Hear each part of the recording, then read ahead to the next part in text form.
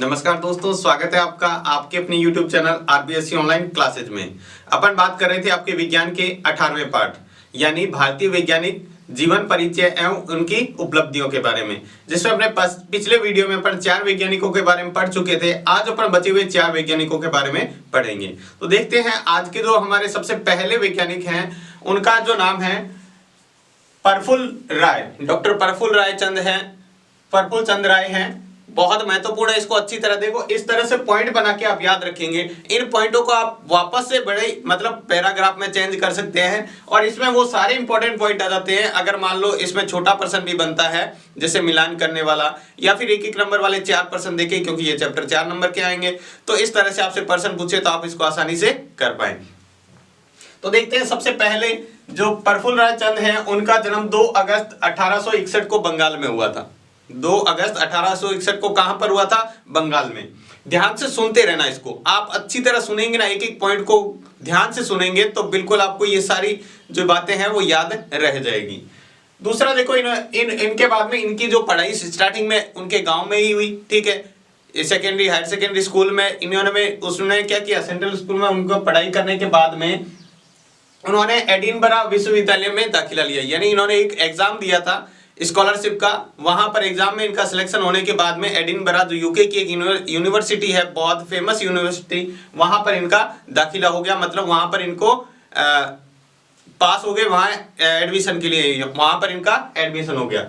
इसके बाद में वहां पर क्या है, इनके जो सहपाठी थे, मतलब इनके साथ पढ़ने वाले थे professor James walker, FRM Alexander Smith और हाफ मार्शल। ये रसायन विज्ञान के विशेषज्ञ थे, ठीक है। इन्हीं से प्रेरित होकर ये रसायन विज्ञान के क्या हुआ, इनकी रुचि बन गई रसायन विज्ञान की तरफ।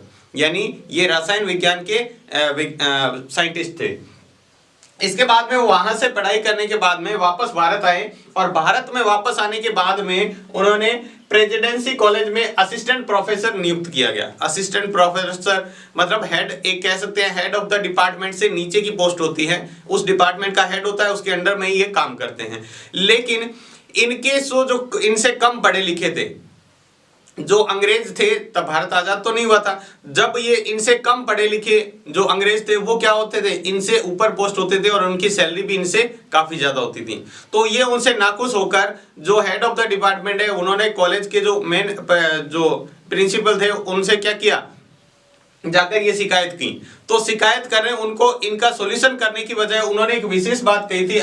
जो अंग्रेज डायरेक्टर थे, उस कॉलेज के डायरेक्टर थे, उनसे जाके इनकी शिकायत की कि जो मेरे से कम पढ़े लिखे हैं वो भी मेरे से ऊपर पोस्ट पर काम कर रहे हैं और मेरी सैलरी भी उनसे काफी कम है, मतलब उनकी तुलना में मेरी सैलरी तो कम है, तो आप ऐसा क्यों कर रहे हो? तो उन्होंने एक बात कही थी, यदि आप इतने योग्य केमिस्ट हैं, मतलब केमिस्ट का मतलब उन्हें रसायन विज्ञान के साथ आप वैज्ञानिक हैं, तो आप कोई व्यवसाय क्यों नहीं कर लेते, खुद का क्यों नहीं कर लेते, आप यहाँ क्यों काम कर रहे हैं फिर? तो उनकी इस बात का इतना उनका प्रभाव पड़ा कि मात्र 800 रुपए में, 1892 में 800 रुपए में एक बंगाल में केमिस्ट एंड फार्मास्यूटिकल वर्क्स का कार्य प्रारंभ किया। एक कंपनी स्टार्ट कर दी उन्होंने, केमिकल कंपनी, मतलब दवाइयां बनाने की कंपनी उन्होंने स्टार्ट कर दी मात्र 800 रुपए में। तब वो एक बहुत ही छोटा सा रूप था, लेकिन आज वही कंपनी भारत में करोड़ों रुपए का बिजनेस कर रही है, करोड़ों अरबों रुपए का क्या कर रही है, बिजनेस कर रही है। यानी इतनी बड़ी कंपनी बन चुकी है वो, थोड़े ही समय में, ऐसा अभी भी चल रही है। और इनका जो देहांत है 19 जून 1944 में इनका क्या हो गया था, देहांत हो गया था। तो आपको बातें क्या ध्यान रखनी है, इनका जन्म हुआ था 1861 में, बंगाल के थे, फिर एडिनबरा विश्वविद्यालय में इन्होंने दाखिला लिया। इनके जो सहपाठी थे जेम्स वॉकर, अलेक्जेंडर स्मिथ और हाफ मार्शल, ठीक है। इनके बाद में ये वहां से पढ़ाई करने के बाद में, एडिनबरा विश्वविद्यालय से पढ़ाई करने के बाद में जब भारत लौटे तो इनको एक प्रेसिडेंसी कॉलेज में असिस्टेंट प्रोफेसर रखा गया। लेकिन इनसे जो कम पढ़े लिखे थे उनको इनसे ऊपर पोस्ट दी गई और इनसे सैलरी भी उनकी काफी ज्यादा थी। तो वहां से नाखुश होकर उन्होंने क्या किया, उस कॉलेज के जो डायरेक्टर थे उनसे शिकायत की। तो उन्होंने कहा कि आप अपना खुद का बिजनेस क्यों नहीं कर लेते, अगर आप इतने बड़े साइंटिस्ट हो तो खुद का बिजनेस क्यों नहीं कर लेते। उन्होंने सोचा कि ऐसा कोई भारतीय नहीं है जो इतना बड़ा काम कर सकेगा। यानी ऐसा कहने पर हो सकता है वो कॉलेज छोड़ दे तो अपने को इसकी नौकरी ही नहीं देनी पड़े, लेकिन उन्होंने इस बात का इतना असर हुआ कि उन्होंने एक कंपनी ही स्टार्ट कर दी, Bengal chemical and pharmaceutical works का कार्य स्टार्ट किया, सिर्फ मात्र 800 रुपए में उस समय। और आज जो करोड़ों रुपए का क्या कर रहा है, कारखाना है वो, ठीक है। लेकिन 19 जून 1944 में इनका देहांत हो गया। तो ये था प्रफुल्ल चंद्र राय के बारे में। इसके बाद जो अगले वैज्ञानिक हैं वो हैं डॉक्टर पंचानन माहेश्वरी। डॉक्टर पंचानन माहेश्वरी थे, वो वनस्पति विज्ञानी माने जाते थे, मतलब वनस्पति वैज्ञानिक थे। ये थे भारतीय मूल के वनस्पति वैज्ञानिक, यानी भारतीय वनस्पति वैज्ञानिक थे ये। इनका जन्म 9 नवंबर 1904 को अपने जयपुर में हुआ, मतलब अपने राजस्थान के ही थे, जयपुर में इनका जन्म हुआ 9 नवंबर 1904 को। इनकी जो अध्ययन हुआ, यानी इन्होंने शिक्षा जो ली थी वो इलाहाबाद विश्वविद्यालय से इन्होंने शिक्षा ली। इसके बाद में जैसे इन्होंने शिक्षा लेने के बाद में कई जगह अध्यापन का कार्य भी किया, मतलब पढ़ाने का, शिक्षा देने का कार्य किया, जिसमें से आगरा, इलाहाबाद, लखनऊ व ढाका विश्वविद्यालय में इन्होंने क्या किया था, पढ़ाने का कार्य किया। इसके बाद में 1948 में दिल्ली विश्वविद्यालय में वनस्पति विज्ञान के अध्यक्ष बने, यानी जो दिल्ली विश्वविद्यालय है वहां पर वनस्पति विज्ञान के अध्यक्ष चुने गए ये, वहां पर दिल्ली विश्वविद्यालय में। इसके बाद में इन्होंने कई शोध कार्य किए पादपों पर, यानी पादप भ्रूण विज्ञान पर कई विशेष कार्य किए, जिसमें से इन्होंने एक नई शाखा सहमिश्रित का मतलब क्या होता है, दो मतलब अलग अलग तरह पौधे को मिलाकर एक तीसरी नई जाति बनाना, वो सहमिश्रण का कार्य भी इन्होंने किया। उसके बाद में फूलों के विभिन्न भागों में कृत्रिम पोषण से उनकी वृद्धि कराई, यानी फूलों के विभिन्न भागों में कृत्रिम पोषण देकर, एक तो पौधा अपने आप खुद स्वयं अपना भोजन बनाता है, इन्होंने बाहर से अपनी तरफ से भोजन देकर कृत्रिम रूप से, और उनके कृत्रिम रूप से मतलब उसको पोषण देकर, भोजन देकर उनमें वृद्धि कराई।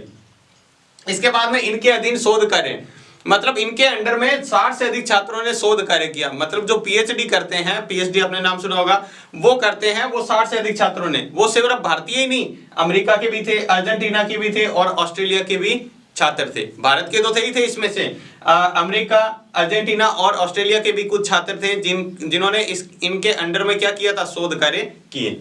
इसके बाद में इन्होंने टिश्यू कल्चर प्रयोगशाला की स्थापना की, टिश्यू कल्चर प्रयोगशाला की स्थापना की। उसके बाद में टेस्ट ट्यूब कल्चर का पर भी शोध किया, जैसे अपन टेस्ट ट्यूब भी सुनते हैं, वैसे इन्होंने पादपों पर ऐसा कार्य किया। इन दोनों कार्यों के कारण लंदन की रॉयल सोसाइटी ने अपना फेलो बनाकर, मतलब अपना सदस्य बनाकर इनको सम्मानित किया। यानी इन दोनों कार्य, एक तो टिश्यू कल्चर प्रयोगशाला की स्थापना करना और दूसरा था टेस्ट ट्यूब कल्चर का पर शोध करने के लिए, इन दोनों कार्यों के लिए लंदन की रॉयल सोसाइटी ने अपना फेलो बनाकर इन्हें सम्मानित भी किया। इनके बाद में इनका 28 मई 1966 को क्या हो गया, देहांत हो गया। तो इस तरह से आपको पॉइंटों के तौर पर याद रखना है, लेकिन आप इसको पूरा का पूरा अच्छी तरह से ये पैरा बनाकर भी लिख सकते हैं। अब देखो ये आप लिखेंगे, डॉक्टर पंचानन माहेश्वरी भारतीय वनस्पति विज्ञान वैज्ञानिक थे, इस तरह से इनकी लाइनें भी आप बना सकते हैं। इनका जन्म 9 नवंबर 1904 को जयपुर राजस्थान में हुआ, ठीक है। इन्होंने अपनी शिक्षा इलाहाबाद विश्वविद्यालय से प्राप्त की। इन्होंने अध्यापन का कार्य आगरा, इलाहाबाद, लखनऊ व ढाका विश्वविद्यालय में इन्होंने अध्यापन का कार्य किया, मतलब पढ़ाने का कार्य किया। 1948 में दिल्ली विश्वविद्यालय में वनस्पति विज्ञान के अध्यक्ष चुने गए या अध्यक्ष बने। इसके बाद में पादप भ्रूण विकास पर इन्होंने विशेष कार्य किए, जिसमें फूलों के विविध भागों में कृत्रिम पोषण से इन्होंने वृद्धि करवाई। इनके अधीन 60 से अधिक छात्रों ने अध्यापन का मतलब शोध का कार्य किया, जिसमें अमेरिका, अर्जेंटीना और ऑस्ट्रेलिया के भी छात्र थे। इनके बाद में इन्होंने एक टिश्यू कल्चर प्रयोगशाला की स्थापना की और साथ में ही टेस्ट ट्यूब कल्चर का कर भी शोध किया, जिसके कारण इंग्लैंड की रॉयल सोसाइटी ने अपना फेलो बनाकर इन्हें सम्मानित भी किया। और अंत में 18 मई 1966 को क्या हो गया, इनका देहांत हो गया। तो ये देखो, आप इन पॉइंटों के रूप में इस तरह से लिखकर याद करेंगे तो आप अच्छी तरह याद कर पाएंगे, ठीक है। और छोटे छोटे पॉइंट है तो याद करने में भी दिक्कत नहीं होगी और इसको आप फिर अपने हिसाब से लिख भी सकते हैं। तो ये थे डॉक्टर पंचानन माहेश्वरी।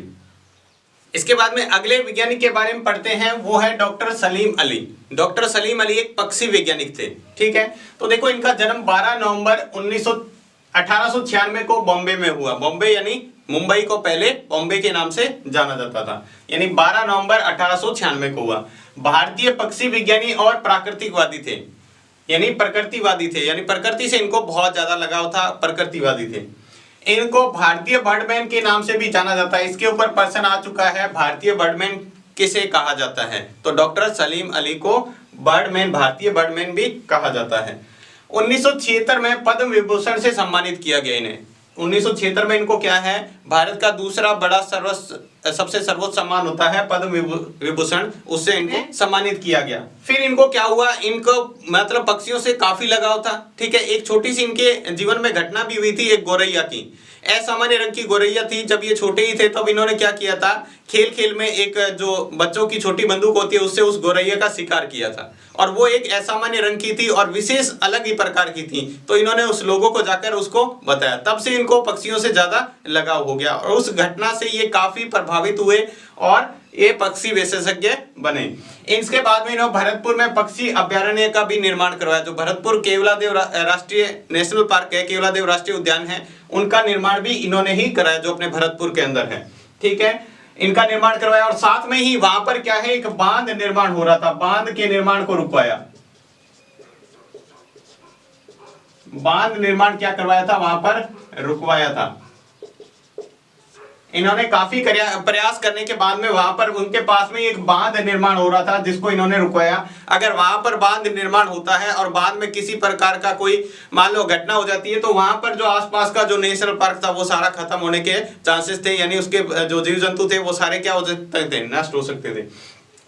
इसके बाद में इन्होंने Bombay natural history society BNHS के सचिव WM मिलार्ड की देखरेख में सलीम अली ने पक्षी पर गंभीर अध्ययन किया।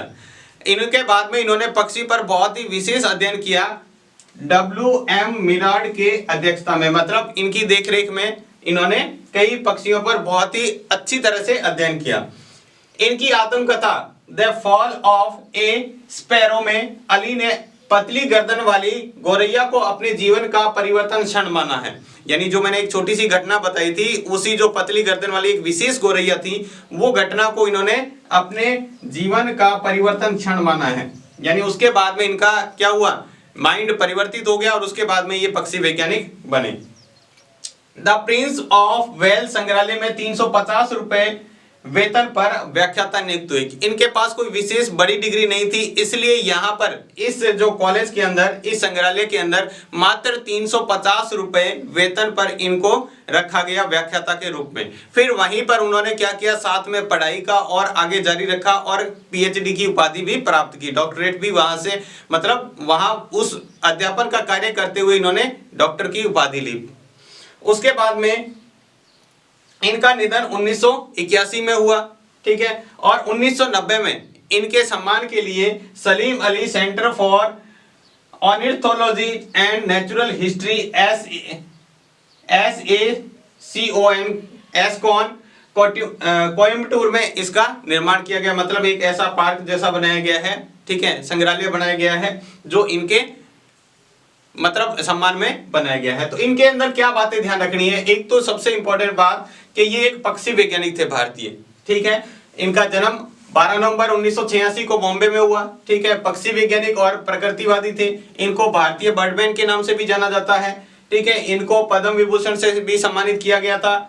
इनको भरतपुर जो में पक्षी अभ्यारण्य है उनका निर्माण भी इन्होंने ही करवाया था, जिनको केवलादेव नेशनल पार्क के नाम से जाना जाता है, और वहां पर बांध निर्माण को भी उन्होंने रुकवाया था। उसके बाद में WM मिलार्ड की देखरेख में इन्होंने पक्षी अध्ययन पर गंभीर कार्य किया और अपनी आत्मकथा में ये बताया, जो आत्मकथा मतलब उनके खुद के द्वारा लिखी गई एक पुस्तक है, इसके अंदर इन्होंने बताया कि जो इन्होंने उस गोरैया का जो शिकार किया था उस खेल वाली बंदूक से, वो अपने जीवन का परिवर्तन क्षण इन्होंने माना है। और प्रिंस ऑफ वेल्स संग्रहालय में 350 रुपए मात्र की नौकरी की इन्होंने वहां पर, और वहीं पर रहते हुए और आगे भी अध्ययन किया और कई तरह की और उपाधियां प्राप्त की। 1981 में इनका निधन हो गया कैंसर के द्वारा, लंबे समय से कैंसर के जूझ रहे थे। और 1990 में इनके सम्मान के लिए एक संग्रहालय बनाया गया, Salim Ali centre for ornithology and natural history Coimbatore में। तो ये था डॉक्टर सलीम अली के बारे में। इन मेन पॉइंटों को आपको ध्यान रखना है, और अगर इनके बारे में बड़ा प्रश्न आता है इन्हीं के बारे में, तो आप इन पॉइंटों को पैराग्राफ के रूप में, मेन पॉइंटों के रूप में आप इसको, या पूरे पॉइंटों के रूप में पूरी लाइन बनाकर आप इनको लिख सकते हैं। इनके बाद अगले जो अपने इस चैप्टर के अनुसार अंतिम वैज्ञानिक हैं उनके बारे में पढ़ते हैं, और सबसे ज्यादा महत्वपूर्ण है, इनमें से प्रश्न आने के चांस बहुत ज्यादा होते हैं। देखो, दो इसमें बहुत ज्यादा माने जाते हैं, एक तो सीवी रमन है और एक डॉक्टर एपीजे अब्दुल कलाम। तो देखो, डॉक्टर एपीजे अब्दुल कलाम, जो जिनका पूरा नाम डॉक्टर अबुल फकीर जैनुलाब्दीन अब्दुल कलाम, ये नाम इनका पूरा डॉक्टर अव्वल फकीर जैनुलाब्दीन अब्दुल कलाम था। देखो, इनका जन्म 15 अक्टूबर 1931 को तमिलनाडु में अपने जो परमेश्वरम जिले के जो वहां पर हुआ था। अब देखो, यहां पर इनके जो गुरु थे उनका नाम था सोलोमन। जो सोलोमन थे इनके गुरु थे, ठीक है। इन्हीं से इनको इन सबकी इनकी प्रेरणा मिली, और इन्होंने एक मंत्र दिया था इनको, जो उनको कहा था इच्छा, शक्ति, आस्था व उम्मीद। ये जो आपके हैं गुरु को, मतलब अब्दुल कलाम को सबसे ज्यादा प्रेरित करने वाले यही थे कि आपको कोई भी काम करना है तो आपको उसके मन में उसकी इच्छा होनी चाहिए, उसकी आपको कार्य करने की आपके अंदर शक्ति होनी चाहिए, आस्था होनी चाहिए कि मैं ये कर सकता हूं, और उम्मीद होनी चाहिए कि ये मेरे से हो जाएगा, ठीक है। आस्था भी होनी चाहिए उस कार्य में आपकी, और उम्मीद होनी चाहिए कि ये मैं कर सकता हूं। ये एक अपने लिए प्रेरणादायक भी हैं, बहुत ज्यादा प्रेरणादायक हैं। इनकी अपन घटना पढ़ते हैं तो खुद को बहुत ज्यादा मोटिवेशन मिलता है कि कहां से ये कहां पहुंच गए। एक बहुत गरीब परिवार में जन्मे, और लास्ट में अंत में ये मिसाइल मैन, यानी अपने भारत में बड़ी बड़ी मिसाइलों का इन्होंने निर्माण किया, और साथ में ही भारत के जो सर्वोच्च पद होता है राष्ट्रपति, वहां पर भी ये रहे, और बहुत ही अच्छे कार्य किए। 1954 में एरोनॉटिकल इंजीनियरिंग हेतु मद्रास इंस्टीट्यूट ऑफ टेक्नोलॉजी में इनका, वहां पर इन्होंने मतलब एडमिशन लिया। यहां पर एरोनॉटिकल इंजीनियरिंग मतलब स्पेस से इनसे रिलेटेड होता है। इसके बाद में 1962 में प्रोफेसर एमजी मेमन कलाम को भारतीय अंतरिक्ष अनुसंधान संगठन ले गए। यानी इनका काम बहुत ही अच्छा था, इनके कार्य के प्रति इनका रुझान देखकर और इतनी मेहनत देखकर इनको, वो वहां से, उस कार्य से, वहां से जो एमजी मेमन थे वो क्या हुए, कलाम को भारतीय अंतरिक्ष अनुसंधान संगठन यानी इसरो वहां पर ले गए। वहां पर उन्होंने क्या किया, भारत का पहला रॉकेट नाइके अपाचे छोड़ा। नाइके अपाचे बहुत महत्वपूर्ण प्रश्न बनता है यहाँ पे कि भारत का पहला रॉकेट कौन सा था, रॉकेट कौन सा था, तो नाइके अपाचे था, जिन्होंने इनके देखरेख में छोड़ा। उसके बाद एसएलवी का प्रबंधक इन्हें बनाया गया है। एसएलवी जिनके द्वारा उपग्रह छोड़े जाते हैं उनके द्वारा, और एसएलवी 3 से रोहिणी उपग्रह छोड़ा गया। देखो, उपग्रह का नाम तो रोहिणी है, लेकिन एसएलवी जो पूरा सिस्टम यहाँ से भेजते हैं उसको एक नाम देते हैं एसएलवी 3 से, एक रोहिणी उपग्रह छोड़ा गया सफलतापूर्वक। इसके बाद में इनके द्वारा जो निर्माण की गई मिसाइलें थी, जो पृथ्वी, अग्नि, त्रिशूल, नाग और आकाश, ऐसी बहुत सारी इन्होंने मिसाइलों का सफल परीक्षण किया और उनका निर्माण कराया इनकी देखरेख में। सारा मिसाइल मैन के नाम से जाना जाता है, ये भी महत्वपूर्ण प्रश्न है, ये पूछा हुआ भी है मिलान में, मिसाइल मैन के नाम से किन्हें जाना जाता है। तो इन्हीं इतनी सारी मिसाइलों का निर्माण किया और बहुत ही ज्यादा महत्वपूर्ण वैज्ञानिक हैं, तो इनको मिसाइल मैन के नाम से जाना जाता है। 1998 में पोखरण में परमाणु परीक्षण किया। आपने पिक्चर देखी होगी परमाणु वाली, यानी पूरे विश्व की जब नजर थी तब भी इन्होंने वहां पर इनकी देखरेख में परमाणु परीक्षण किया गया। और आपको पता है उस समय भारत के जो प्रधानमंत्री थे अटल बिहारी वाजपेयी जी, इनकी बहुत ज्यादा इनकी तारीफ की थी कि इन्होंने ऐसा परीक्षण किया। पूरे देश को, पूरे विश्व को, दूसरे को कहीं भनक नहीं लगने दी इस परीक्षण की। और 2002 से 2007 तक यानी 5 साल के लिए भारत के सर्वोच्च पद यानी राष्ट्रपति पद पर भी रहे। ये जो अब्दुल कलाम थे भारत के राष्ट्रपति भी रह चुके थे 2002 से 2007 तक।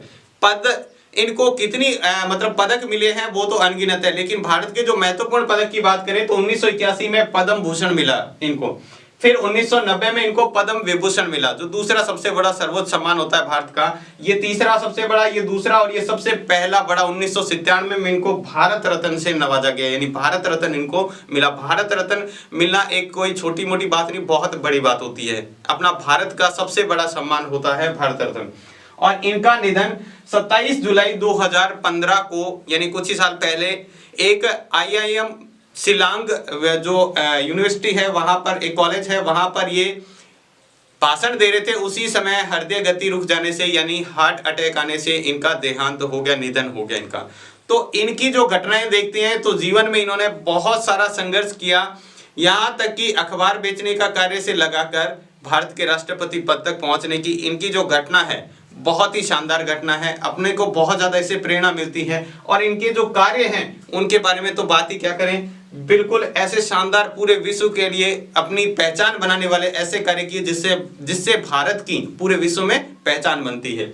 दोबारा से देखो, महत्वपूर्ण बातें इनकी ध्यान में रखनी है, एक इंपॉर्टेंट आप ऐसे टाइप में याद रखें ताकि मेन पॉइंट आप याद रख लें, इनके बारे में पूछे तो आप इनसे सारे जवाब दे सकते हैं। पूरा नाम अव्वल फकीर जैनुलाब्दीन अब्दुल कलाम, 15 अक्टूबर 1931 को तमिलनाडु में, 15 अक्टूबर 1931 को तमिलनाडु में इनका जन्म हुआ। ठीक है, सोलोमन इनके गुरु थे जिन्होंने गुरु मंत्र दिया था, इच्छा शक्ति आस्था व उम्मीद। उसके बाद में 1954 में एरोनॉटिकल इंजीनियर हेतु मद्रास में इंस्टीट्यूट ऑफ टेक्नोलॉजी में इन्होंने अपना एडमिशन लिया। 1962 में मेमन इनके कलाम से प्रभावित होकर इनको भारतीय अंतरिक्ष अनुसंधान संगठन वहां पर ले गए और वहां पर उन्होंने सबसे पहला रॉकेट छोड़ा था वो था नाइके अपाचे, सबसे पहले छोड़ा गया रॉकेट था। इसके बाद में SLV के प्रबंधक बनाए गए। उसके बाद में इन्होंने SLV-3 से रोहिणी उपग्रह छोड़ा। उसके बाद में इन्होंने कई मिसाइलों का निर्माण किया जिसमें से प्रमुख पृथ्वी, अग्नि, त्रिशूल और नाग, आकाश आदि थी। इनको मिसाइल मैन के नाम से भी जाना जाता है। और 1998 में पोखरण का जो परमाणु परीक्षण करने का श्रेय है सबसे ज्यादा इन्हीं को ही जाता है। और 2002 से 2007 तक भारत में राष्ट्रपति पद पर भी रहे और इनको जो सम्मान है 1981 में पद्म भूषण, 1990 में पद्म विभूषण, 1997 में भारत रत्न और लास्ट में 27 जुलाई 2015 को इनका निधन हो गया। तो ये था डॉक्टर APJ अब्दुल कलाम के बारे में। तो ये अपने जानकारी प्राप्त की, पूरे 18वें पार्ट के आठों जो वैज्ञानिक थे उनके बारे में अपनी जानकारी प्राप्त की। इस तरह से आपको पॉइंट वाइज लिखकर अच्छी तरह याद कर सकते हैं और कम समय में बहुत सारी चीजें याद कर सकते हैं। देखो पॉइंट लिखने का फायदा क्या होता है, आप इस पॉइंटों के थ्रू, अभी आपने क्या लिखा, सिर्फ यहाँ देखो मिसाइल मैन कहा जाता है, आप इतना भी लिख देते हैं ना मिसाइल मैन, तब भी आप इसका पूरा पॉइंट बना सकते थे। डॉक्टर APJ अब्दुल कलाम को मिसाइल मैन भी कहा जाता है।